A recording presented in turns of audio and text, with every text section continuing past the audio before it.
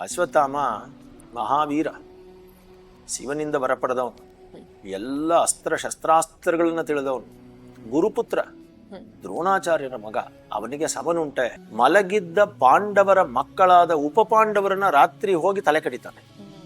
ಅದು ಯುದ್ಧದ ನಿಯಮವೇ ಅಲ್ಲ. ಅದು ಪರೀಕ್ಷಿತ್ ರಾಜ ಹುಟ್ಟದೇ ಇರೋಂಗೆ ಮಾಡೋದಕ್ಕೆ ಪ್ರಯೋಗ ಮಾಡಿದ ಅಸ್ತ್ರವನ್ನ. ಸಾಯಿಸ್ಬಿಡೋಣ ಅಂತ ತೀರ್ಮಾನಕ್ಕೆ ಬಂದಾಗ ಕೃಷ್ಣ ಹೇಳ್ದ, ಸಾಯಿಸುವುದು ದೊಡ್ಡ ಶಿಕ್ಷೆಯೇ ಅಲ್ಲ, ಆದ್ರಿಂದ ಒಂದು ಮಾಡೋಣ. ಇವನ ತಲೆಯಲ್ಲಿ ಒಂದು ವಿಶೇಷವಾದಂತಹ ಮಣಿ ಇದೆ, ಶಿರೋಮಣಿ, ಅದನ್ನು ಕಿತ್ತಾಕ್ಬಿಡೋಣ, ಅದೇ ಇವನ ತೇಜಸ್ಸು. ಕಲ್ಕಿ ಅವತಾರ ಆಗೋ ತನಕ ಇವನು ಹೀಗೆ ಬದುಕಿರಲಿ ಅಂತ.